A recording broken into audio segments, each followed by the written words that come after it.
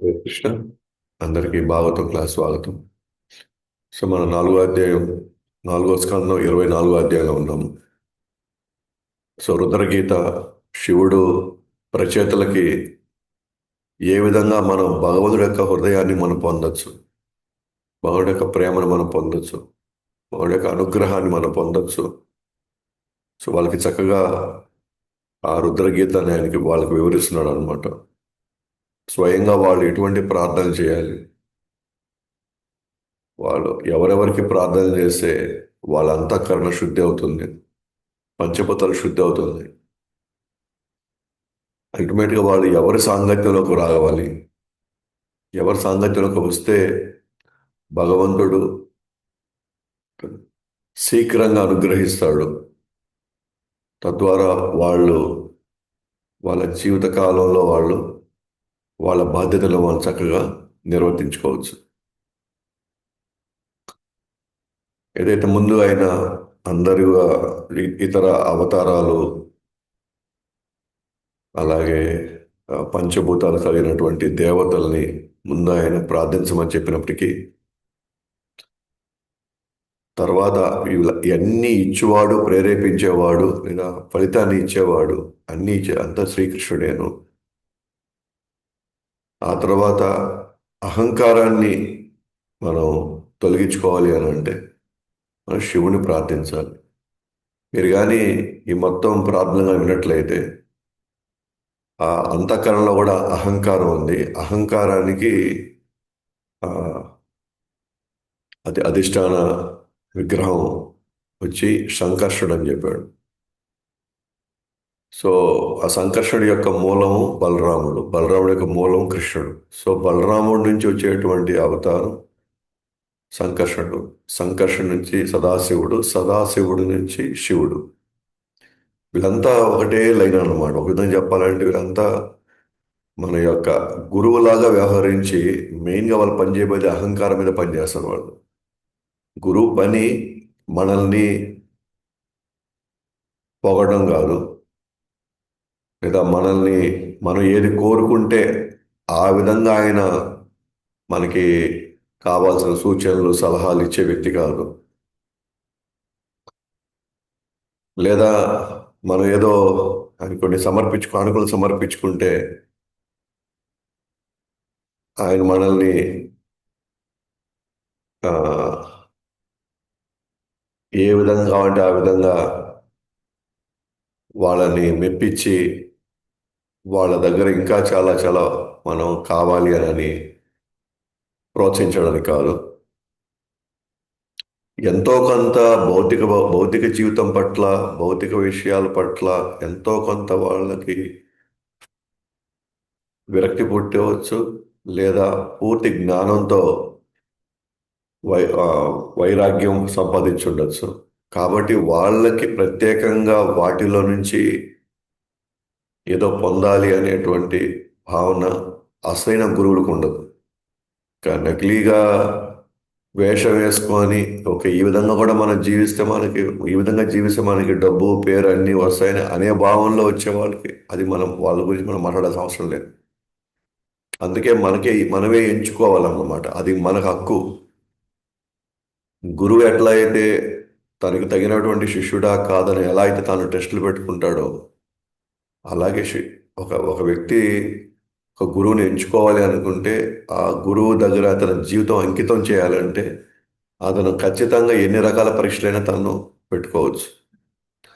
ఎంతో టెస్టులు చేసిన తర్వాత నిజంగా ఈయన అంతర్గతంగా కావచ్చు, బాహ్యంగా కావచ్చు, ఎక్కడ కానీ సిద్ధాంతాన్ని పక్కదోవ పట్టకుండా తన జీవితం ఆ విధంగానే జీవిస్తున్నాడు అని ఇచ్చేటువంటి పరిష్కారాలు శాస్త్రాల నుంచి పరిష్కారం ఇస్తున్నాడు. తన సొంత అభిప్రాయాలే, తన సొంత అనుభవాల నుంచో కాదు. అలా మీకు దొరికేంత వరకు మనం ఎంతమంది గురువుల దగ్గర మనం పోవచ్చు. కానీ ఒకసారి ఫిక్స్ అయిన తర్వాత మాత్రం ఇంకా మళ్ళీ వెనకాలకి వెళ్ళకూడదు. ఫిక్స్ అయిన తర్వాత ఇంకా మన మనసు, మన బుద్ధి, మన శరీరం మొత్తం ఆయనకి అర్పించేయడం అంతే. సో కానీ ఆ గురువుకి మనం మనం సమర్పించుకోవడానికి మధ్యలో గోడ అనేది అహంకారమే. అలాగే మనకి కృష్ణుడికి మధ్య పెద్ద గోడ కట్టేసిన కూడా అహంకారమే. అహంకారం బద్దలవ్వాలి అని అంటే మనకి మన యొక్క పాత ఆ, స్వభావం ప్రకారంగానో వాటి పాత వాసనల ప్రకారంగానో మన తోచిన రీతిని మనం వ్యవహరించామనుకోండి, అహంకారం అనేది ఎప్పటికీ పగలదు. అది తల్లిదండ్రుల్లో, ఇంకెవరో, స్నేహితులో, బంధువులో తీసేటువంటి గోడలు కాదు ఇది. ఇది ఒక గురువు మాత్రమే చేయగలుగుతాడు. సో కాబట్టి బలరాముడి యొక్క పని ఏదైతే ఆది గురువుగా మనం తీసుకుంటామో, కృష్ణుడి యొక్క విస్తరణగా ఆది గురువుగా తీసుకుంటామో, ఆయన యొక్క అంశమైనటువంటి శివుడు. మనం శివుడి దగ్గరికి వెళ్ళినప్పుడు ఏం ప్రార్థించాలి అని అంటే, కృష్ణుడి దగ్గరికి వెళ్ళడానికి నాకు అనేకమైనటువంటి అంతర్గత ఆటంకాలు ఉన్నాయి. అతి ముఖ్యమైనది వచ్చి నా అహంకారమే నాకు అతిపెద్ద ఆటంకంగా ఉంది. సో దయచేసి ఈ అహంకారాన్ని తొలగించేటువంటి ప్రయత్నం చేయమని చెప్పి మనం శివుడిని మనం వేడుకోవాలి. అయితే శివుడు ఏం చెప్తున్నారు ప్రచేతలుగా అంటే, భక్తులకు దర్శనమిచ్చేటువంటి ఆ కృష్ణుడి యొక్క రూపాన్ని నిరంతరం ధ్యానించమంటాడు. ఆ రూపం గురించి వర్ణిస్తాడు శివుడు. నేను సింపుల్గా ఒక పదం, ఆ శ్లోకాల్లోనే ఒక పదం ఉంది: సర్వ సౌందర్య సంగ్రహం. సమస్త జగత్తులు, ఆధ్యాత్మిక భౌతిక జగత్ సౌందర్యాన్ని, ఇంద్రియాలని తృప్తిపరుస్తుంది. దర్శించుకునే కొలది ఇంకా ఇంకా పెరుగుతూనే ఉంటుంది ఆ సౌందర్యం. అప్పుడు శివుడు పరిపూర్ణంగా వర్ణించాడు అనమాట, భగవుడి యొక్క రూపాన్ని వర్ణించాడు ఆయన. సో భగవుడి యొక్క రూపం ఉంది, శాశ్వతమైనటువంటి రూపం ఉంది. ఎవరైనా భగవంతుడు నిరాకారుడు అని అన్నాడంటే అది భగవుడి యొక్క రూప వర్ణనలో ఆయన మూడు రకాలుగా మన ముందుకి ఆయన కనిపిస్తాడు. ఒకటి నిరాకారమైనటువంటి తన బ్రహ్మజ్యోతి శక్తి ద్వారా, లేదా హృదయంలో ఉన్నటువంటి పరమాత్ముడు లాగా, లేదా పర్సనల్గా వ్యక్తిగతంగా ఆయన దేవదేవుడు శ్రీకృష్ణుడుగా మనకి రూపం కనిపిస్తుంది. అంటే మూడు దశల్లో మనకి భగవంతుడు కనిపించే అవకాశం ఉంది. అది వారి వారి సాధనలు బట్టి. ఆ నాలుగో అవతారం ఉంటుంది, నాలుగో రూపం ఉంటుంది. అంటే ఒకటి బ్రహ్మన్, పరమాత్మ, భగవానే కాదు, ఇంకోటి మన విగ్రహాలు కూడా. ఈ విగ్రహాలు కూడా సాక్షాత్తు భగవంతుళ్ళే. ఆచార్యులు ఆచార్యులు ఎంతో నియమనిష్టలతో వాళ్ళకున్నటువంటి భగవంతుడిపై ఉన్నటువంటి ఆ శ్రద్ధ, నమ్మకాలు, లేదా వాళ్ళకున్నటువంటి ప్రేమ, వాళ్ళు ఆహ్వానించినప్పుడు ప్రాణప్రతిష్ఠ చేస్తారు. వాళ్ళు ఆహ్వానించినప్పుడు భగవంతుడు అక్కడికి వస్తున్నాడు. వచ్చి అక్కడ విగ్రహంలోకి ఏది తీసుకువస్తున్నామో అది చెక్క రూపంలో ఉందా, లేకపోతే అది ఆ, ఒక లోహ రూపంలో ఉందా, అది వేరే సంగతి. బట్ ఎప్పుడైతే వాళ్ళు ఆహ్వానిస్తే భగవాన్ అక్కడ వచ్చినప్పుడు, మనలాంటి కనిష్ట అధికారి స్థాయిలో ఉన్న వాళ్ళకి, మనకి పని చేయడం తప్ప మనకి ఏం తెలియదు. పని చేసుకొని డబ్బులు సంపాదించుకోవడం తప్ప మనకి ఇంకేం తెలియనప్పుడు, ఈ పనులు వేరే వేరే భావంలో లేకపోతే వేరే కోరికలతో మనం చేసినప్పుడు ఏదైతే మన కర్మలు అంటుకుంటాయో, ప్రస్తుతానికి అవే ఇంద్రియాలు మనం కృష్ణుడి సేవలో పెడితే మనం విడుదలవ్వడానికి అవకాశం ఉంది. కాబట్టి భగవంతుడి మనకి విగ్రహ రూపంలో వస్తున్నాడు. సో మనం భగవంతుడికి ఎప్పుడైతే మనం నిస్వార్థంగా, నిరాటకంగా మనం సేవ చేస్తామో, అహైతుకి అప్రతిహత మనం చేసుకుంటూ ఉంటాము, క్రమక్రమంగా మనకి మొదటిగా మనకి కనిపించే రాయిలాగానో లేకపోతే చెక్కలాగా కనిపించేటువంటి అవే విగ్రహాలే కాలక్రమంలో మనకి భగవంతుడు వాటి ద్వారా మనకి ప్రతిస్పందిస్తాడు. ఇది ప్రతి ఏ జీవి అయినా సరే పుట్టుకతో పనిచేయడానికి ముందు తన ఆ, జీవితం స్టార్ట్ అవుతుంది. ఆ పనిని కృష్ణుడి సేవలో పెట్టేదానికి ప్రయత్నించేవాడే గురువు. తద్వారా మనం ఈ యొక్క ఏ కర్మల వల్ల ఏ ఇంద్రియాలు పనిచేయడం వల్ల గతంలో మన కర్మల్లో తెచ్చుకున్నామో ఇప్పుడు అదే ఇంద్రియాల కృష్ణుడి సేవలో పెట్టినప్పుడు ఆ కర్మ నుంచి బయటపడడానికి కూడా ఇది ఒకటే మార్గం. అఫ్కోర్స్ ఇక ప్రచేతలు ఏం చేస్తున్నారు, ఆ రూపంపై ధ్యానం చేయమని చెప్తున్నాడు. అందుకే ఆ విగ్రహానికి తగిన తగిన విధంగా ఆ ఆ వర్ణనలు ఉంటాయి అన్నమాట. అంగాలు, వివిధ భాగాలు, అది పాదాల నుంచి ముఖారవిందం వరకు.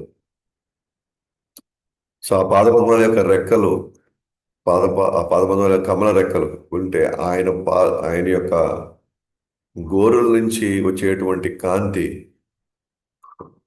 మన హృదయమైనటువంటి చీకటిని అది పారదోలుతుంది. అందుకే మనం ఎత్తుకోవడం స్టార్టింగ్ మనం ఫస్ట్ చూడాల్సింది కాళ్ళని. విగ్రహం దగ్గరికి వెళ్ళినప్పుడు, భగవంతుడి దగ్గరికి వెళ్ళినప్పుడు మనం ఫస్ట్ చూడాల్సింది కాళ్ళ దగ్గర నుంచి నిదానంగా వెళ్ళి ముఖార విందానికి మన యొక్క కళ్ళు అక్కడ నెక్స్ట్ దృష్టి పడాలి ఫైనల్.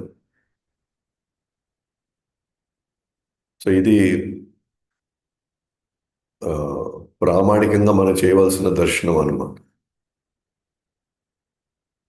ఎవరైతే వాళ్ళ హృదయాన్ని పవిత్రించుకోవాలనుకుంటున్నారో, మరణ భయం నుండి విడుదల కావాలనుకుంటే మాత్రం ఆ రూపంపై ధ్యానించాలి.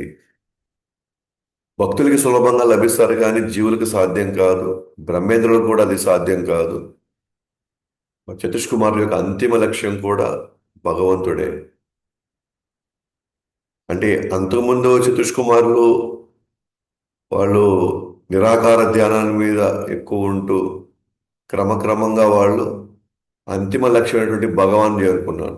మొదటి లక్ష్యం వేరుగా ఉన్నింది. తర్వాత ఎప్పుడైతే వాళ్ళకి వైకుంఠ ద్వారం దగ్గర భగవుడి యొక్క తులసి ఆ, దళం యొక్క ఆ సుగంధం వాళ్ళ వాళ్ళు వాళ్ళు పీల్చుకున్నారో అప్పుడే వాళ్ళ ఉన్నటువంటి ఆ యొక్క జ్ఞానం సంబంధించినటువంటి ఆ యొక్క ఉమ్, సాధన సాధనకి అనువైనటువంటి ఆ జ్ఞానం ఏదైతే ఉందో అదంతా తుడుచుకోపోయింది. ఆ జ్ఞానం అంతా అప్పటి నుంచి వాళ్ళు భక్తులయ్యారు. మరి శుద్ధ భక్తులయ్యారా అంటే కాదు. అట్లీస్ట్ వాళ్ళ జ్ఞానమిశ్ర భక్తులుగా వాళ్ళు కొనసాగారు. మోక్షం పొందినా కూడా లభ్యం కావడం కష్టం. ఇది ఈ భక్తి దొరకడం అనేది, శుద్ధ భక్తి దొరకడం అనేది. కాబట్టి పాతపద్మాలు లేని స్వర్గాలన్నీ కూడా ఎవరు కోరుకుంటారు భగవాన్ యొక్క రూపం లేనప్పుడు? నీ శరణాగతి అయిన వాడికి కాలం అనేది లేదు. ఆయన కనుబొమ్మకు అతని కాలాన్ని కూడా శాసించగలుగుతాడు.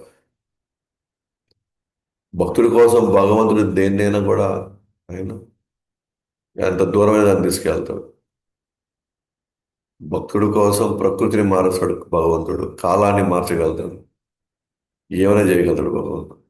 అందుకే ఎవరైతే భగవానికి శరణాగతులు అవుతారో వాళ్ళపైన కాల ప్రభావం ఏముండదు. కాల ప్రభావం లేనప్పుడు కర్మలు ఏం పనిచేస్తాయి? కర్మలు పనిచేయడానికి అవకాశం ఉంది. ఒక క్షణపాటు సాధు సాంగత్యం స్వర్గ మోక్షాలతో కూడా తుల్యం ఎప్పటికీ కాదు, సమానం ఎప్పటికీ కాదు. ఒక క్షణం పాటు మనకు దొరికేటువంటి సాధు సాంగత్యం. కాబట్టి ఎవరైతే మీ పాద పద్మాల నుంచి ఉద్భవించినటువంటి గంగతో పవిత్రులై ఉంటారో అలాంటి భక్తుల సాంగత్యం కావాలను, వారి సాంగత్యమే నిజమైన అనుగ్రహం.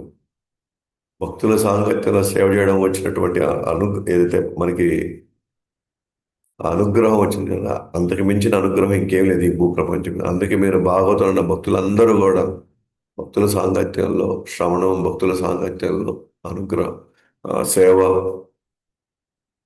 భక్తుల సాంగత్యం ప్రసాదం స్వీకరించడం అన్నీ భక్తుల మధ్యలో. అయితే ఆ భక్తులు వాతావరణాన్ని కాపాడాల్సిన బాధ్యత మన మీద ఉంది. మన వాతావరణం చెడగొట్టుకోవచ్చు, ఆ వాతావరణాన్ని ఇక్కడే మనం వైకుంఠ వాతావరణం కింద మార్చొచ్చు. సో అది ఆయా భక్తుల యొక్క ఆ, స్థితులను బట్టి ఉంటుంది అనమాట. సో భక్తితో పవిత్రమైన ఒక భక్తుడి హృదయం బహిరంగ శక్తిచే సృష్టించబడిన ఇంద్రియార్థాలచే ఆలోచించదు. భక్తుడి హృదయం ఎప్పుడు బాహ్యమైనటువంటి వస్తువులో ఇంకొక అంశాలు ఏది కూడా అతని కలత పెట్టలేదు, అతని మీద ప్రభావం చూపించలేదు, లేదా అతని అలజడి అంటే అది కొందామా వద్దా, అది పెట్టుకుందామా వద్దా, వాటిని ఎలా కొనుక్కోవాలి లేదా ఎలా మనం తెచ్చుకోవాలి, ఈ అలజడి అసలు ఉండనే ఉండవు. ఎందుకంటే వాళ్ళ హృదయంలో భక్తిదేవి వాళ్ళని దీవించేశారు. ఎందుకంటే వాళ్ళకి భగవాన్ యొక్క నామ రూప గుణలీలల్ని సులభంగా అర్థం చేసుకునేటువంటి అవకాశం వాళ్ళకి దొరికింది అనుగ్రహం వల్ల. అయితే కానీ కొంతమంది భగవంతుడిని, అందరూ శుద్ధ భక్తులుగా ఉండరు, కానీ కొంతమంది భగవంతుడిని బ్రహ్మన్ వలె చూస్తారు.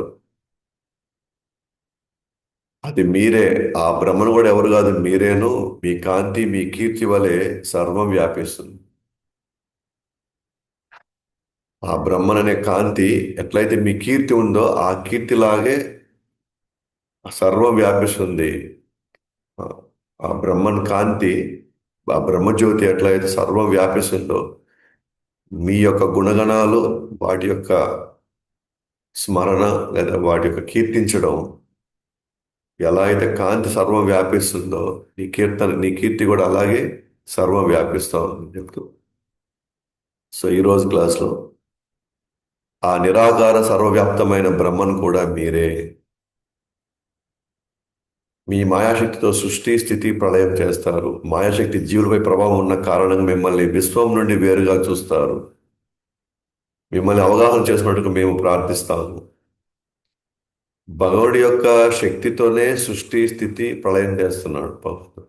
అంటే భగవంతుడు ఉన్నప్పటికీ కూడా, కానీ కృష్ణుడు కనబడ్డు ఇక్కడ ఈ సృష్టిలో. అంటే ఆయన కష్టపడి, ఇప్పుడు ఎట్లయితే ఒక మేస్త్రిని మనం చూస్తే కష్టపడి సిమెంటు ఇవన్నీ ఇసుక అన్ని తెచ్చుకొని అది నెమ్మదిగా ఇటుకలు పెట్టుకుంటూ మనకు మనకు కనబడుతూ ఉంటాడు. అప్పుడు ఓ ఇదంతా మేస్త్రి స్వయంగా ఉండి కట్టాడు అంటాం. కానీ భగవంతుడు అది కట్టాల్సిన అవసరం లేదు. ఆయన స్వయంగా ఇన్వాల్వ్ అవ్వాల్సిన అవసరం లేదు. ఆయన శక్తితో వాటన్నిటినీ ఆయన ప్రకటమయ్యేలాగా చేస్తాడు. ఇప్పుడు ఆ హౌస్ ఓనర్ ఎవరైతే ఉన్నారో, ఆ మేస్త్రి కడుతున్నాడు కానీ హౌస్ ఓనర్ ఎక్కడో ఉన్నాడు.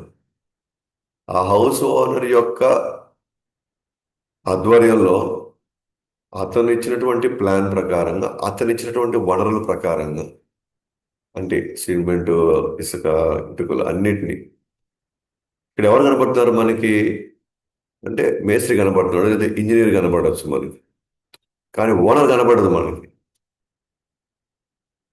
సాధారణ వ్యక్తులు ఎలా అనుకుంటారంటే ఆ ఓనర్ ఇది ఈ మేస్త్రి కదా ఇదంతా కట్టింది అంటారు. కానీ మామూలుగా పేరు ఎవరికి వస్తుంది? ఓనర్కి వస్తుంది. బాగా వాళ్ళు ఇల్లు కట్టాడు అబ్బా ఆయన అంటారు. కానీ ఆయన ఈరోజు వచ్చి ఇటుకలన్నీ పేర్చింది లేదు. అసలు మనలాంటి వాళ్ళు ఏమనుకుంటామంటే ఇదంతా బ్రహ్మ సృష్టించాడు, ఎందుకంటే బ్రహ్మ కనబడుతున్నాడు సృష్టి కాలంలో. లేదా విష్ణు వచ్చేసి వివిధ అవతారాలతో ఆయన వచ్చి ఇదంతా పోషిస్తున్నాడు, మెయింటైన్ చేస్తున్నాడు. అలాగే శివుడు లాస్ట్లో వచ్చి ప్రళయం చేస్తున్నాడు. కాబట్టి వీళ్ళు ముగ్గురు మెయిన్, వీళ్ళ తర్వాత మిగతా అంతా మనకి అలా అనిపిస్తుంది మనకి. కానీ యాక్చువల్గా వీళ్ళందరూ కూడా భగ కృష్ణుడి యొక్క గుణావతారాలు అంటారు వీటిని. కృష్ణుడి యొక్క గుణావతారాలు బ్రహ్మ రజో, విష్ణు సత్వ, శివుడు మనకి తమో గుణానికి. వీళ్ళంతా ప్రతినిధులు వీళ్ళు. అలాగే మాయ జీవులు ఎలా కమ్మేస్తుందంట ఇక్కడ,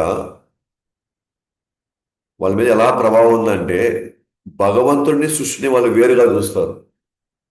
అంటే భగవంతుడిలో ఒక శక్తే ఈ సృష్టి అనే భావనలు వాళ్ళు చూడలేరు. ఎందుకంటే మాయాశక్తి వాళ్ళని కమ్మేసింది కదా. ఒక పక్క వాళ్ళు ఈ సృష్టిని ఎలా అనుభవించాలి అనే భావనలో నేనే దేవుణ్ణి ఇక్కడ, అట్లాంటి ఒక మాయ కమ్ముకునిందన్నమాట మనందరినీ ఇక్కడ. ఇది నాది కదా ఇది, నేను కట్టుకున్నప్పుడు ఇది నాది కదా, ఇవన్నీ నేను పేర్చుకున్నప్పుడు ఇదంతా నాదే కదా ఇదంతా అన్నాడు. వీళ్ళంతా మాయాశక్తి ప్రభావితం అయినారు కాబట్టే వాళ్ళు ఈరోజు ఈ పరిస్థితుల్లో భగవంతుడిని అసలు పట్టించుకునే పరిస్థితిలో లేరు. ఎందుకంటే భగవంతుడు అసలు కనపడాల్సిన అవసరం లేదు. ఆయన ఎంత నిపుణుడు అంటే ఆయన గోలోకంలో ఉన్నా కూడా ఆయన యొక్క ఆధీనంలో వీళ్ళందరూ పనిచేసుకుంటూ వెళ్తున్నారు. ఏ యజమాని అయితే దగ్గర ఉండి పని చేయించుకుంటున్నాడో అని అంటే ఆ యజమాని మాట మీద చేసే వాళ్ళకి గౌరవం లేదు, అంటే భయం లేదనమాట. అందుకే ఓనర్ ఆడ ఉండాల్సి వస్తుంది. కానీ ఓనర్ లేకపోయినా సరే ఇక్కడ సిస్టమేటిక్గా అన్ని జరిగిపోతున్నాయి అంటే దాని అర్థం ఏంటంటే అతని మీద ఉన్నటువంటి గౌరవము లేదా అతని మీద ఉన్నటువంటి భయమో ఏదో మొత్తానికి అయితే ఇవన్నీ జరుగుతున్నాయి.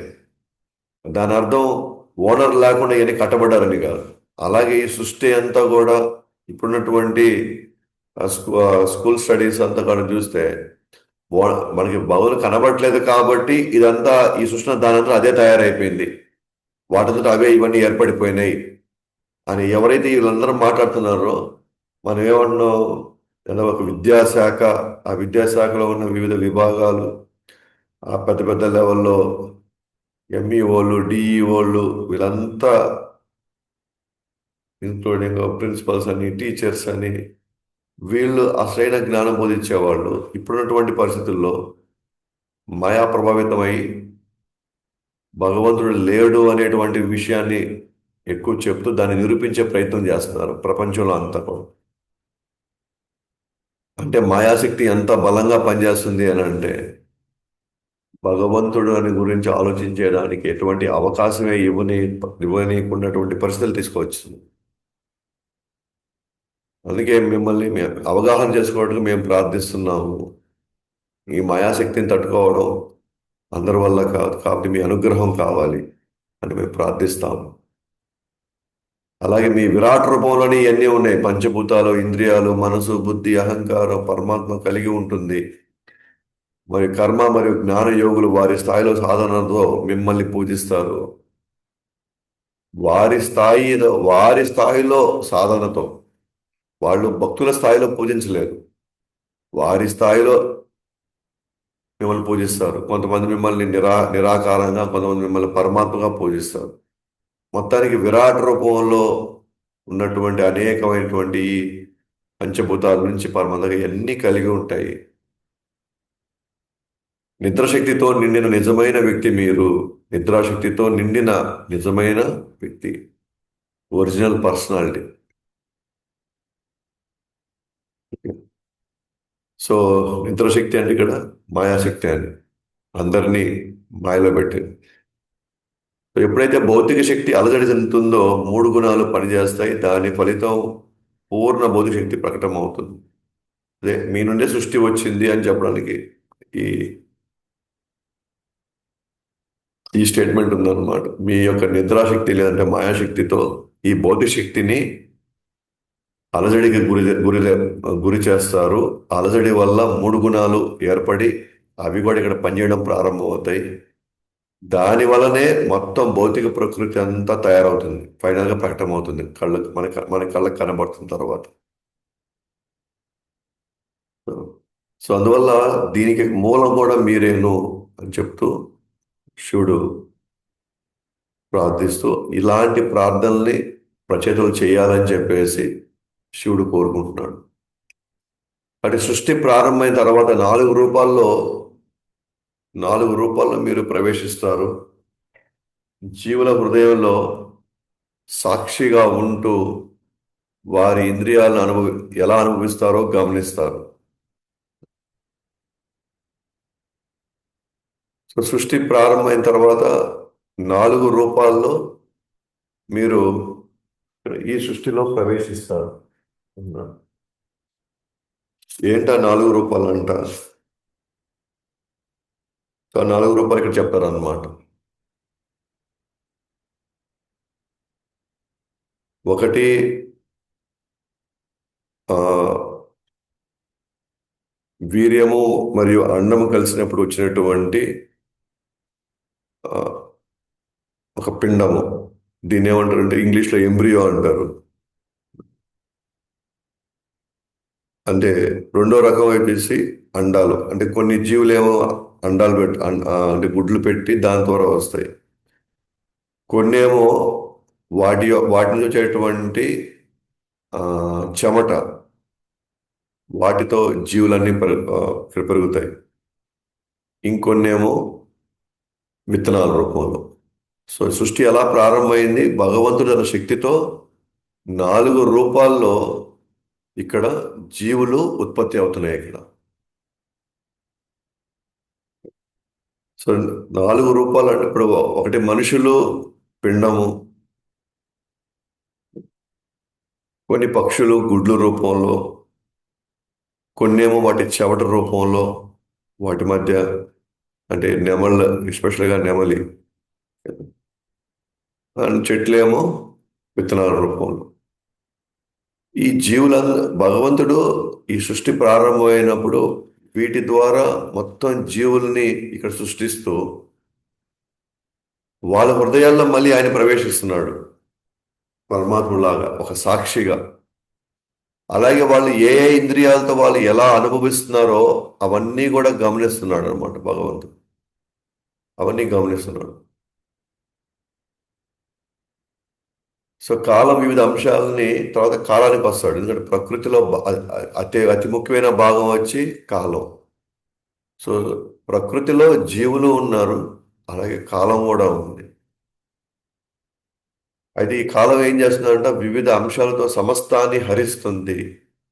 ఒక జంతువు మరొక జంతువుని తినివేస్తుంది కదా, అది కూడా కాల ప్రభావంలో ఒక భాగమే. అది కూడా సమస్తాన్ని హరిస్ చేస్తుంది, అన్నిటినీ. అది ఏ రూపంలోనైనా ఉండండి, వివిధ అంశాలతో సమస్తాన్ని హరిస్తుంది. ఇక్కడ ఒక జంతువు ఇంకో జంతువుకి ఆహారం.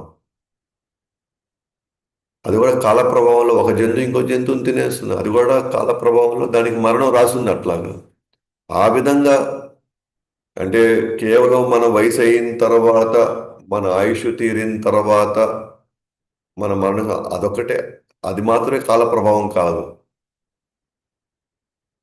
రోడ్ యాక్సిడెంట్లు అయినా కావచ్చు, లేకపోతే మనల్ని రకరకాల ప్రళయాలు వచ్చినప్పుడు, లైక్ మనకి భూకంపాలు వచ్చినప్పుడు, లేకపోతే తుఫాన్లు వచ్చినప్పుడు, లేకపోతే పెద్ద పెద్ద యుద్ధాలు జరిగినప్పుడు, లే- లేదా వివిధ గొడవలు జరిగినప్పుడు, ఆ, మన బంధువులు రాస్తారోకలు చేసినప్పుడు రకరకాలుగా కానీ వాటిలో అక్కడ వచ్చేసి ఏం చేస్తారు, ఆ, వివిధ పేలుడు పదార్థాలు పెట్టినప్పుడు ఈ ఈ అనేక ఇవన్నీ వేరే వివిధ అంశాలు అన్నమాట.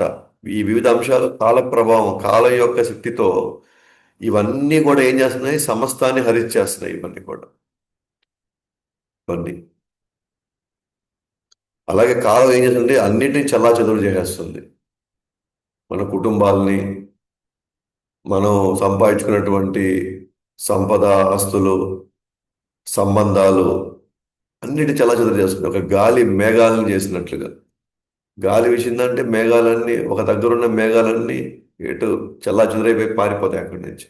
అటు నుంచి మాయమైపోతాయి. మనకి మనకున్న అతిపెద్ద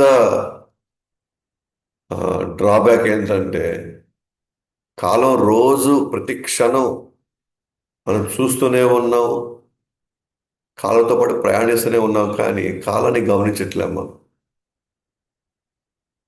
అది ఎంత పెద్ద మాయాశక్తి అంటే కాలం ఒక్కొక్క క్షణం అయ్యే కొంది మన యొక్క శ్వాస, మన ఊపిరి అయ్యే కొంది మన ఆయుష్ కూడా తీరిపోతుంది అనే విషయం మనకు గుర్తు కూడా ఉండదు. మనం ఎంత మాయలో ఉన్నామనండి, ఈవెన్ మన బెడ్లో ఉన్నప్పుడు కూడా, లాస్ట్లో హాస్పిటల్ బెడ్లో ఉన్నప్పుడు కూడా ఎన్ని బాధలు అనుభవిస్తున్నా కూడా మనం ఇంకా కాలంలో ప్రయాణించాలనేటువంటి ఆ కోరిక లోపల ఎంత బలంగా ఉంటుందంటే ఆ నొప్పిని దాటి వాడు తట్టుకోలేడు. అంటే ఒక్కోసారి అనిపిస్తుంది అనమాట, పెద్దలను చూస్తే పాపం అనిపిస్తుందంటే ఆ, ఇప్పటికే శరీరంలో ఇన్ని నొప్పులు భరిస్తున్నాం, ఇంకా బతకాలి, ఇంకా నేను అనుభవించాలన్నటువంటి ఆకాంక్ష అసలు ఎలా వస్తుందనేది అసలు ఆలోచిస్తే ఆశ్చర్యం వేస్తుంది అసలు. Just maybe one year 2 years before నేను కొంచెం ఎక్కువ, అంటే 3 టైమ్స్ 3 పూట్ల తింటున్నప్పుడు, అండ్ మనం ఎక్కువ పని చేయట్లేదు కాబట్టి కొద్దిగా సో సో పొట్ట రావడం మొదలైంది. అది మొదలైతేనే ఒక 2-3 మంత్స్ నేను నా శరీరం నాకే బరువు అనిపించింది అనమాట. దాన్ని నేను రోజు సఫర్ అయ్యేవాడిని. అయినా అట్లానే తినడం మానేసామంటే అది మానేయలేకపోతున్నాం. ఇంకోటేమో పొట్టను చూస్తూ బాధపడుతూ ఉన్నాం.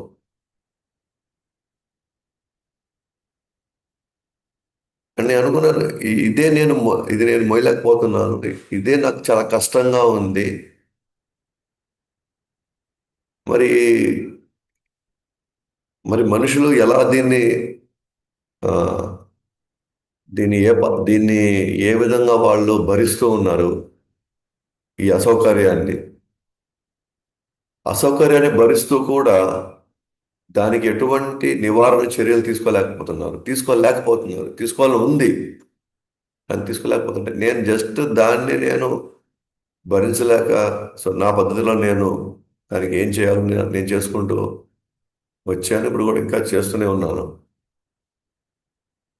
అలాంటి ఈ చిన్నది అంటే ఇంక వేరే నొప్పులు గిప్పులు ఏం లేదు, కానీ దీనికే నేను ఇంత అసౌకర్యం ఫీల్ అయ్యాను.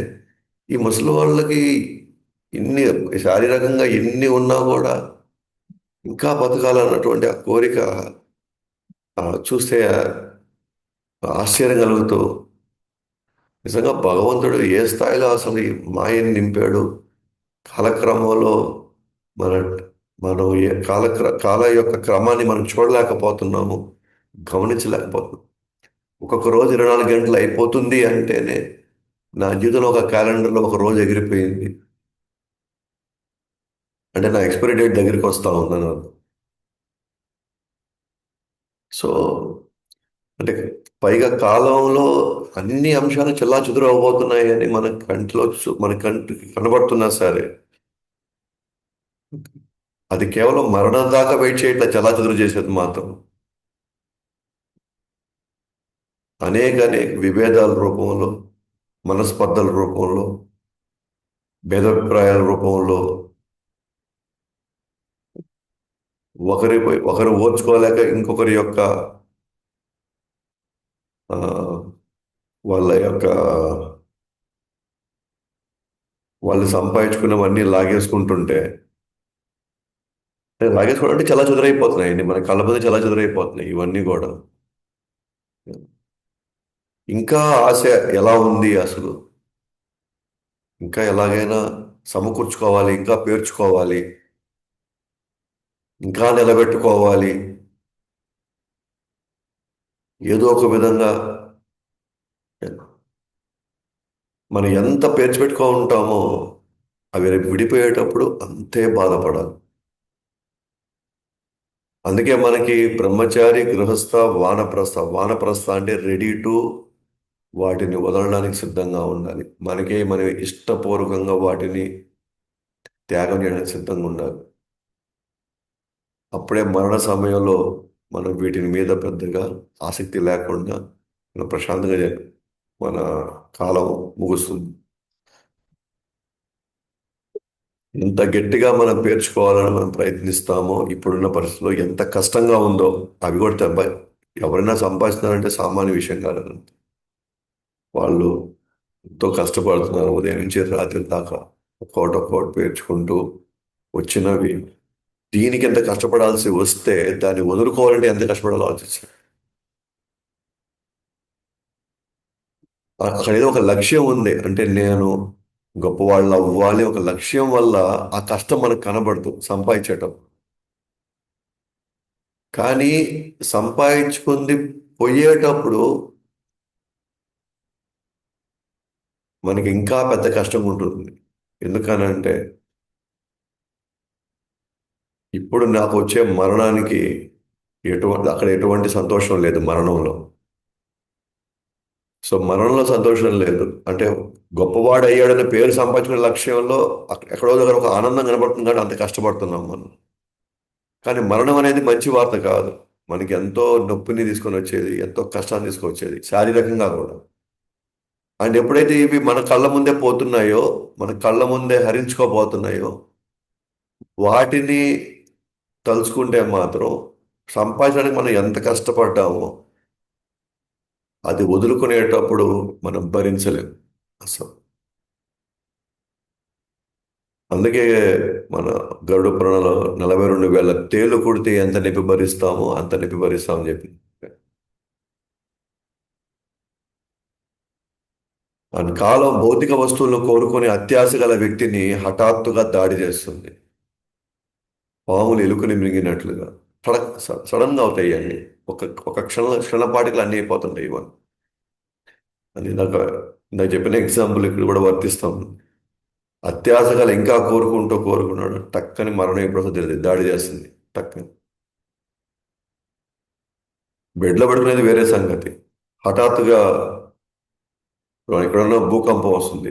టపక్కని మొత్తం మనం అన్ని మనం ఏదైతే మనం కట్టుకున్నామో అన్ని మన కళ్ళ ముందే కూలిపోతున్నాయి హఠాత్తుగా. నో టైం లేదు. సడన్ గా గవర్నమెంట్ వచ్చి నోటీస్ ఇస్తుంది, ఇదంతా మేము రోడ్డు కడుతున్నాం, కంచి ఖాళీ చేసేయండి అని. దీనికి ముందు నోటీసులు ఏమి ఉండవు. దాడులకి కానీ మరణానికి కొంతమందికి నోటీస్ ఉంటుంది. ఏది బాగాలేకపోవడం. అండ్ ప్రతి ఒక్కరికి నోటీస్ ఉంది. 50 50 సంవత్సరాలు దాటుతున్నాయి అంటే నువ్వు ఇంకా రెడీగా ఉండు, ఎప్పుడైనా రావచ్చు అదే మనకి వార్నింగ్ సిగ్నల్ అది. సో కాబట్టి చాలా ఆశ్చర్యానికి గురవుతాం అనమాట నిజంగా. కాలం ఎంత ఫాస్ట్గా వెళ్తూ ఉంటే ఆ కాలక్రమంలో మన కళ్ళ ముందు ఉన్న కళ్ళన్నీ కూడా అన్నీ చల్లా చెదురైపోతుంటే అడియాసలు అయిపోతా ఉంటే అది భరించడం అందరి వల్ల కాదు. అందుకనే దయచేసి భగవన్నామం చేయండి, వచ్చి హరినామం హరికథను వినండి అని ఎందుకు చెప్తున్నామంటే ఇవన్నీ మనం ప్రిపేర్ అవుతాం అనమాట మనం. ఎలాగైతే ఒక రైతు చలికాలం వచ్చినప్పుడు ఎండాకాలం వచ్చినప్పుడు అప్పుడప్పుడు ఏ పంటలు వేయాలి, ఏమేమి జాగ్రత్తలు తీసుకోవాలని ముందే తను కొంత దాన్ని తయారు చేసి పెట్టుకుంటే ఆ సీజన్ వచ్చినప్పుడు తాను చక్కగా అన్నిటినీ ఆ, సద్వినియోగం చేసుకుంటాడు, కాలాన్ని వనరుల్ని అన్నిటినీ. అలాగే మరణం అనేది వస్తుందని తెలిసినప్పుడు దానికి కూడా మనం తయారు చేసుకోవాలి కదా మనం. భగవంతుడు సుస్పష్టంగా ఇది దుఃఖాలయం, ఇది అశాశ్వతం అని మనకి సృష్టించినటువంటి ఆయన దీని యొక్క ఈ కాల ఈ ఈ ప్రపంచం యొక్క స్వభావం చెప్తున్నప్పుడు ఇది ఎప్పటికైనా వస్తుంది కాబట్టి దాని తగినట్టుగా మనం ఏర్పాట్లు చేసి పెట్టుకోవాలి అనేటువంటి స్పృహ మనకు రావాలి. అలా రానప్పుడు కనీసం మనం సాధువుల యొక్క సాంగత్యానికైనా వెళ్ళాలి. వెళితే ఆ రోజు మనకి ఆ స్థాయి నొప్పి, ఆ స్థాయి కష్టం మనకు కనిపించదు అనమాట. ముందు తయారు చేసుకోకపోవడం మన యొక్క పొరపాటు అది. అప్పుడు అప్పుడు సడన్ గా భగవంతుడు ఎంత అన్యాయం చేసేసాడు మనకి. భగవంతుడు అసలు నిజంగా ఆయనకి ఒక హృదయం ఉందా అని మన మన అరిచి గింజుకొని తల బాదుకొని మనం కొట్టుకున్నా కూడా అలాగే ఉంటుందని. అది మనం అరవడం వల్లనో గింజుకోవడం వల్లనో మనకు బీపీలు షుగర్స్ కింద పడిపోయినా కూడా అక్కడ ఎటువంటి మార్పు అయితే జరగదు అక్కడ. కొంతమంది తీవ్రమైన దిగ్భ్రాంతికి గురి అయిపోయేసి అట్లా హాస్పిటల్ పాలైపోతారు. మనం ఏమైనా సరే ఒకే కాలము, ప్రకృతి, భగవంతుడి ఆజ్ఞ మేరకే వెళ్తుంటాయి అవన్నీ. కానీ మరణము కష్టం వచ్చింది మన కర్మ వల్ల వచ్చినాయి అవన్నీ. అయినప్పటికీ భగవంతుడు మనం జాగ్రత్త చేసుకొని ఆ వాటి నుంచి బయటపడడానికి కావాల్సిన అన్ని సూచనలు, సలహాలు, ప్రత్యామ్నాయ ఏర్పాట్లన్నీ భగవంతుడు చేస్తున్నాడు. అది మనం సద్వినియోగం చేసుకోకపోతే తప్పు మందవుతుంది. ఎస్పెషల్గా మానవ జన్మ వచ్చిన తర్వాత అది ఖచ్చితంగా మందే అవుతుంది. మనం అన్నీ నేర్చుకోవడానికి పరిగిస్తున్నాము. అన్నిటి తెలుసుకోవడానికి భారతదేశం అంతా తిరుగుతున్నాం కదా మనం. ఫలాంది అక్కడ దొరుకుతుంది, ఫలానా ఇంటికి ఫలానా టైలు అక్కడ దొరుకుతాయంట, చాలా బాగుంటాయంట అక్కడ. గ్రానైట్ అక్కడి నుంచి తెప్పించాలంట మనం. ఈ సోఫా సెట్లు ఫలానా దగ్గర దొరుకుతాయంట. ఇంత జ్ఞానం సంపాదించిన మనము అవి ఎక్కడ దొరుకుతాయా అంట అని చెప్పేసి మనం వెయిట్ చేసి మన ఫ్రెండ్స్ దగ్గరికి వాళ్ళ దగ్గర వాళ్ళు ఫోన్లు చేసి లేదా వాళ్ళ ఇళ్ళకైనా వెళ్ళి వాళ్ళ సమయం మరీ తీసుకొని, మన బంధువుల సమయం అంతా తీసుకొని, అంత మనం అంత శక్తి సామర్థ్యాలు, సమయ పాలన అన్ని పెట్టుకున్న మనకి మరణం వస్తే ఏం చేయాలి అనే వాటి కూడా మనం తెలిసి పెట్టుకుంటే అసలైనటువంటి జ్ఞానం ఏదైతే మనం పొందాలో మా జన్మ వచ్చిన తర్వాత దాన్ని నిర్లక్ష్యం చేస్తే మళ్ళీ పొరపాటు భగవంతు మీద అంటే అది ఎంతవరకు న్యాయం, ఎంతవరకు ధర్మం ఏది. వీటన్నిటికి కావాలి, మిగతా అన్ని జ్ఞానం సమకూర్చడానికి కావాల్సినంత ఉంది కదా. ఈ హోటల్లో ఏది బాగుంటుంది, ఇక్కడ ఏ సినిమా థియేటర్ బాగుంటుంది, లేకపోతే ఇంకా ఇంకెంత కావాలంటే అంత మనకు కావాల్సినంత ఉందన్నమాట ఇక్కడ జ్ఞానం సంపాదించుకోవడానికి. కానీ వాటన్నిటి మధ్యలో అసలైనటువంటి అతి ముఖ్యమైనటువంటి ఏదో ఒక ప్రశ్న ఉందో దానికి సమాధానం కూడా మనం తెచ్చుకోవాలి కదా.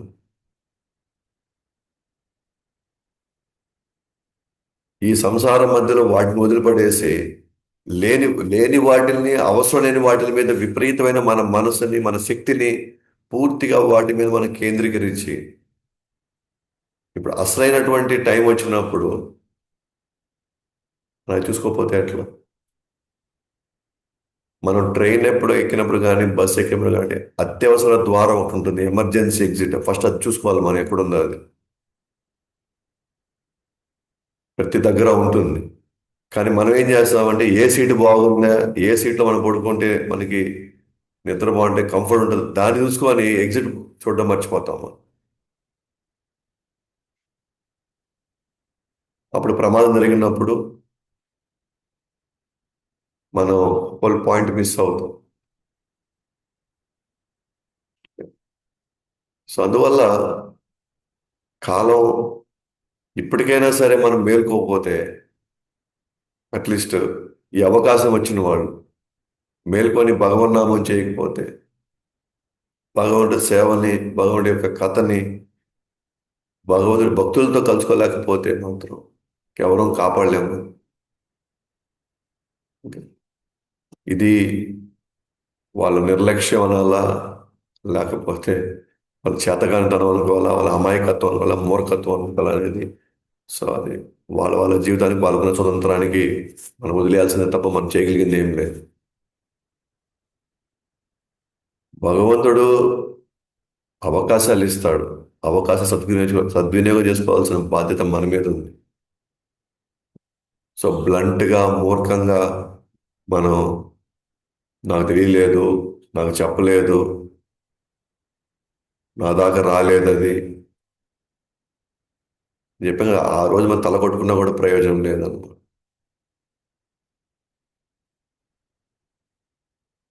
సో మరుజన్మనే భయంతో బ్రహ్మ మరియు అచంచలమైన నమ్మకంతో 14 మనువులు పూజించే మీ పాదపద్మాలు ఏ బుద్ధిమంతుడు వదులుకుంటాడు. మరుజన్మ వస్తుందనే భయంతో బ్రహ్మ కూడా లేదా అచంచలమైన నమ్మకంతో 14 మనువులు పూజించే మీ పాదపద్మాలు నిత్యం వాళ్ళు భగవాన్ యొక్క పాదపద్మాల దగ్గర ఉంటారు. ఆ పాదపద్మాలని సేవిస్తూ ఉంటారు. అలాంటి పాదపద్మాలని ఏ ఏ బుద్ధిమంతుడు వదులుకుంటాడు? మూర్ఖుడు తప్ప, చేతకానుడు తప్ప భగవానుడి సేవని, భగవానుడి యొక్క నామాన్ని ఎలా వదులుకుంటారు? అంటే కొంతమంది ఎలా అనుకుంటారంటే చాలు రెండు రెండు చేసాం చాలు ఈ రోజుకి. 4 చేసాంలే చాలు, లేదా 16 చేసాంలే చాలు. ఇక్కడ చాలు దానికి ఏం లేదు.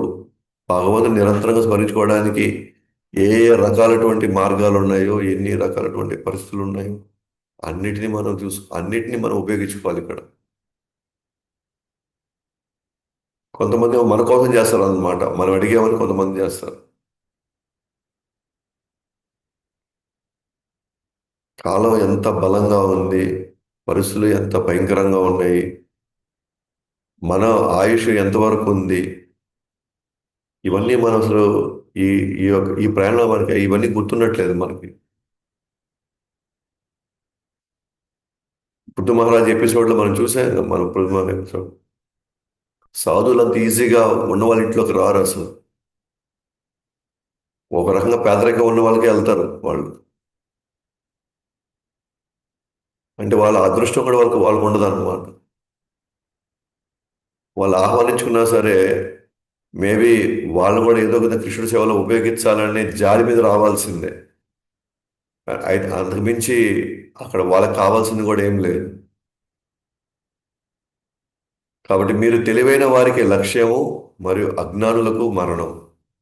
మీరు తెలివైన వాళ్ళకి భగవంతుడు లక్ష్యం అవుతాడు, అందులో నేను భగవంతుని చేరుకోవాలి అని. అజ్ఞానులకి కాలం సమాధానం చెప్తుంది, వాళ్ళకి మరణమే అంతిమంగా, మరణ రూపంలో భగవంతుడు కనపడతాడు.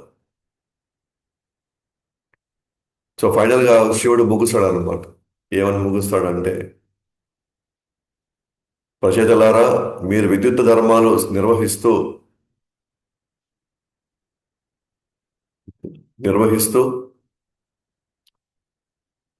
పవిత్ర హృదయంతో మీ మనసులో భగవంతుడిని ఈ ప్రార్థన చేయండి. ఏంటి ఆ ప్రార్థన? ఇప్పుడు ఆయన చెప్పాడు కదా, రుద్రగీత మొత్తం ఇప్పుడు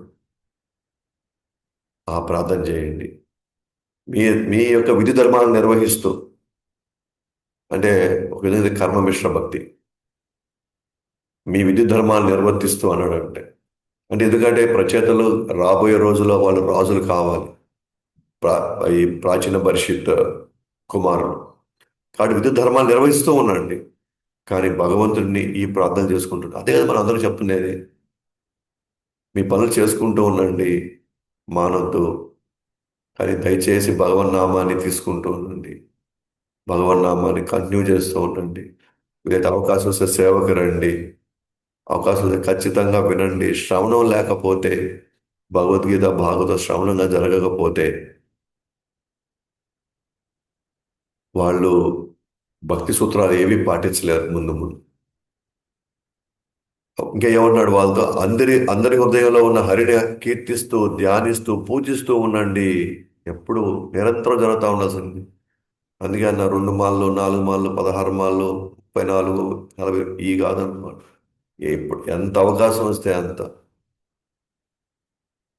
వాటిని అధ్యయనం చేస్తూ, అది ఈ ప్రార్థనల్ని అంటే రుద్రగీతని అధ్యయనం చేస్తూ, ఆలోచిస్తూ, వ్రతాన్ని గట్టిగా తీసుకొని బుద్ధి కేంద్రీకరిస్తూ ఈ ప్రార్థనలు గౌరవంతో నిరంతరంగా పాటించాలి. ఏంటది? అతి ముఖ్యమైనది భక్తుల సాంగత్యంలో, అతి ముఖ్యమైనది భక్తుల సాంగత్యంలోనే భగవంతుడు లభిస్తాడు, శుద్ధ భక్తి లభిస్తుంది. భక్తుల సాంగత్యంలోకి మనం పక్కకి వెళ్ళాము అంటే ఆ శుద్ధ భక్తి మిశ్ర భక్తి కింద మారుతుంది. అసలు అభక్తుల్లోకి వెళ్ళామనుకోండి, అది కంప్లీట్గా ఆ మిశ్ర భక్తి కూడా ఉండక కేవలం కామ్యకర్మల్లో మనం కొట్టిమిట్లాడతాం. బ్రహ్మ ఈ రుద్రగీత శివుడు అన్నాడు, బ్రహ్మ మాకు నేర్పించాడు, ఆయన ఆజ్ఞ మేరకు మేము సృష్టిలోని సంతానం సృష్టిస్తాము. ఈ ప్రార్థన చేయడం వలన మా అజ్ఞానం పటాపంచలు చేసుకుంటాను. సో శివుడు అంటాడు, ఇది నాకు నేర్పించింది బ్రహ్మ, బ్రహ్మ నుంచి వచ్చింది ఇదంతా. కాబట్టి ఆయన ఆజ్ఞ మేరకే మేము ఇవన్నీ ఈ ప్రజాపతి ఈ అనే రోల్లో కొంత సంతానాన్ని మేము సృష్టిస్తున్నాము. ఈ ప్రార్థన వల్ల మా అజ్ఞానం కూడా పటాపంచ చేసుకుంటాం. కాబట్టి ఎవరైతే ఈ రుద్రగీతను మనం విన్నామో వాళ్ళకి ఏం ఫలితం వస్తుందో భాగవతం చెప్పుకుంటాయి. కోర్స్ మనకి ఈ ఫలితాలు అవి ఇచ్చేటువంటి ఏదైతే మనకి వరాలు ఇస్తుందో, ఈ ఈ ప్రార్థన వినడం ద్వారా లేదా ప్రార్థన చేయడం ద్వారా మనల్ని ఎంకరేజ్ చేయడానికే ఇస్తారు అనమాట. అంటే భాగవతాన్ని ఇంకా సీరియస్గా తీసుకోండి, భాగవతాన్ని శ్రద్ధగా వినండి, పాటించండి చెప్పడానికే ఇవన్నీ కొన్ని మనకి కొన్ని రివార్డ్స్, సో కొన్ని బహుమతులు మనకి ఇస్తారు. ఎవరైతే ఈ ప్రార్థన చేస్తారో ఖచ్చితంగా అతను భక్తుడు అవుతాడు. జ్ఞానంతో అజ్ఞానమైన సంసారాన్ని దాటగలుగుతాడు. భగవంతుడికి అత్యంత ప్రీతిపాత్రుడు అవుతాడు. తాను కోరుకున్నదంతా కూడా తనకు జరుగుతుంది. ఆయన పగటిపూట కానీ శృతిస్తే కర్మబంధం నుంచి అతను విడుదల అవుతాడు. ఈ రుద్రగీతని ఏం రుద్రగీత ఫైనల్గా మనం క్రోడీకరించుకుంటే హరే కృష్ణ మంత్రం చేసుకోవడం, భగవంతుడి రోజు దర్శనం చేసుకోవడం, భగవంతుడికి హారతి ఇవ్వడం, కీర్తన, ఆయనకి అలంకరించడం, ఏది అందుబాటులో మనకు ఉంటే, ఎంతవరకు అవకాశం ఉంటే పగటిపూట స్తుతిస్తే అంటే అర్థం ఏంటి? ఉదయం మంగళహారతి అని. సో మనకి కర్మబంధం నుంచి మనం విడుదలవుతాం అన్నమాట. ఏకాగ్రతతో ఈ ప్రార్థనలు కానీ చేస్తే గొప్ప గొప్ప తపస్సులతో సమానంగా భావిస్తూ చివరికి అనుకున్న కోరిక నెరవేరుతుంది. అనుకున్న కోరిక ఏంటి? నేను గోలోకం వెళ్ళాలి. ఇది గొప్ప గొప్ప తపస్సులతో సమానంగా భావిస్తారు. ఎవరెవరో హిమాలయాల్లో ఎక్కడో క్షేత్రాల్లో పగలనక రాత్రనక ఎంతో సాధన చేస్తున్నారు. కానీ ఇక్కడుండి భగవంతుడు చెప్పిన రుద్రగీత, ఆ రుద్రగీత నేను కృష్ణుని నిరంతరం కీర్తించడమే, నిరంతరం స్మరించడం, నిరంతరం ధ్యానించడం, పూజించడం. ఇదే ఇవి చేసినట్లయితే అనుకున్న కోరిక నెరవేరుతుంది. అనుకున్న కోరిక నెరవేరుతుందంటే మళ్ళీ భౌతిక కోరికలు కోరుకోబోకండి అనవసరాన్ని. అవి ఎన్ని కోరుకున్నా మనతో పాటు ఉండవు అవన్నీ. మనం కోరుకోవాలనుకుంటే భగవంతుడిని నిజంగా మనం కోరుకుంటే అయినా మన భక్తుల సాంగత్యం నుండి బయటపడేయొద్దు. సేవ నుంచి నన్ను దూరం చేయొద్దు. ఎన్ని కష్టాలు వచ్చినా, ఎన్ని ఒడిదుడుకులు వచ్చినా, ఎన్ని ఆందోళనలు వచ్చినా సరే నన్ను నీ నామం నుంచి నన్ను దూరం చేయొద్దు. ఇది మన మన అంతర్గతమైనటువంటి హృదయాల్లోంచి రావాల్సినటువంటి ఏకైక కోరిక. ఇది ఒక్కటే ఉంటే భగవంతుడు దాన్ని నెరవేర్చడానికి ఖచ్చితంగా పూర్తి స్థాయిలో మన కోరిక నెరవేరుస్తాడు. సో ఈ విధంగా మనం రుద్రగీతని మనం కంప్లీట్ చేసుకున్నాం. సో రేపు 25 అధ్యాయంలో ఈ ప్రాచీన పరిషత్ దగ్గరికి నారద వారు రావడం మొదలవుతాడు. ఆ నారదుల వారు ఇతన్ని ఏదైతే పూర్తిగా కర్మకాండలో పూర్తిగా నిమగ్నం అయిపోయాడు, ఏది యజ్ఞాలు చేసుకుంటూ కోరికలు తీర్చుకునేటువంటి ఇటువంటి స్వభావమైనటువంటి ప్రాచీన పరిషత్ని తనని భక్తులు చేయడానికి ప్రయత్నిస్తున్నాడు. భక్తులు భక్తుడిని చేయాలనే ప్రయత్నంలో ఒక స్టోరీ చెప్పడం మొదలు పెడతాడు. ఒక పురంజన కథ. పురంజనుడు అనేటువంటి ఒక వ్యక్తి, ఆ వ్యక్తి యొక్క జీవితం గురించి మాట్లాడుతూ, ఆ వ్యక్తి యొక్క స్థితిగతుల గురించి మాట్లాడుతూ, ఇండైరెక్ట్గా ఆ కథ ఎవరిదంటే ప్రాచీన పరిషత్ కథ అది. అతను పురంజనుడు పురంజనుడు ఏ స్థితిలో ఉన్నాడో, పురంజనుడు ఎటువంటి ఇప్పుడు ఆ, పరిస్థితుల్లో ఉన్నాడో, ప్రాచీన పరిస్థితి కూడా అదే పరిస్థితిలో ఉన్నాడు. కాకపోతే ఎవరికైనా డైరెక్ట్గా చెప్పారు కూడా వాళ్ళకి కోపం వచ్చేస్తుంది. డైరెక్ట్గా వాళ్ళకి నువ్వు ఇట్లా, నువ్వు అట్లా, నువ్వు ఇట్లా కాదు, అట్లా కాదు, ఇలా ఉండాలి, అలా ఉండాలి, నీ పరిస్థితి చాలా ఘోరం ఉందనుకో, అస్సలు తీసుకురా అనమాట. వాళ్ళకి ఏం చేస్తారు? వాళ్ళ క్యారెక్టర్ని పోలినట్టుగా ఒక కథ చెప్తారు అనమాట. సో దట్ వాళ్ళకి అర్థం కావాలి, ఒరే ఇది నేనే కదా ఆ పరిస్థితిలో నేను ఉన్నాను కదా నేను, అంటే ఇది నా కథే ఇది, అటైతే నాకు ఇలాంటి పరిస్థితిలోనే ఉన్నాను అనమాట. అటైతే ఇప్పుడు నేనేం చేయాలి, అదే వీటి నుంచి నేను బయటపడితే నేనేం చేయాలి అని ఎక్కడో దగ్గర వాళ్ళలో ఆ భయంతో కూడుకున్నటువంటి ఒక జిజ్ఞాస మొదలయ్యి ఎక్కడో దగ్గర మళ్ళీ వాళ్ళు ఆధ్యాత్మికమైనటువంటి ఆలోచనలకు వస్తారనేదిలోనే ఆచార్యులు ఒక్కొక్కరిని ఒక్కొక్కలాగా డీల్ చేస్తారు. ఒక్కొక్కరికి ఒక్కొక్క విధానం చెప్తారు. వాళ్ళ లక్ష్యం ఏంటంటే ఎలాగైనా సరే ప్రతి ఒక్కరిని భగవానుడి యొక్క కొలువులోకి పంపించాలి అని. సో అది ఏ విధంగా ప్రాచీన భవిష్యత్తుకి ఈ పురంజన కథ చెప్తాడో, ఈ పురంజన కథ రాబోయేటువంటి మిగిలిన అధ్యాయాలన్నీ కూడా ఈ పురంజన కథతో ఆల్మోస్ట్ ఈ భవిష్యత్తుకి అర్థమవుతుంది. నేను ఆ స్థితిలో ఉన్నాను, నేను ఇప్పుడు ఏం చేయాలి అని అడుగుతాడు నారద వారు. నారద వారిని ఫైనల్గా, నేను చాలా అజ్ఞానంలో ఉన్నాను, నేను చాలా మూర్ఖుడిగా నేను వ్యవహరించాను, కానీ నేను ఎలా బయటపడాలి ఇక్కడి నుంచి అని చెప్పి నారద వారు ఆ కథ చెప్పిన తర్వాత తన స్థితిని అర్థం చేసుకొని అక్కడి నుంచి తాను కూడా ప్రచేతలకి తర్వాత రాజ్యం అప్పచెప్పేసి భవిష్యత్తు వెళ్ళిపోతాడు అనమాట. అప్పుడు దాకా రాజ్యంలోనే ఉంటూ ఉంటూ ఉంటూ ఉంటూనే కోరికలు నెరవేర్చుకోవడానికి యజ్ఞాలు చేస్తూ చేస్తూ ఆ భోగభాగ్యాన్ని అనుభవించేటువంటి ఆ వ్యక్తికి నారదుల వారు ఎంత దయామయుడు, ఆచార్యులు ఎంత దయామయులు, సాధువులు ఎంత దయామయులు. వాళ్ళకి ఏం అవసరం వచ్చి మన మధ్య, మన ఇళ్ళ మధ్యలో మన కోసం వచ్చి చెప్పాల్సిన అవసరం వాళ్ళకి ఏంటి? ఆ ఒక ప్రశ్న మనం వేసుకుంటే మనకు వచ్చిన అవకాశాలు మనం వదులుకోవాలన్నమాట. సో అవన్నీ కూడా మనం రాబోయే అధ్యాయాలు చూస్తాం. గ్రంథరాజ్ శ్రీమద్ భాగవతం की जय, अनंत कोटि वैष्णव वृंद की जय, भगवद्वाणी श्रीमद् भगवद गीता की जय। हिताय गौर प्रेमानंदे।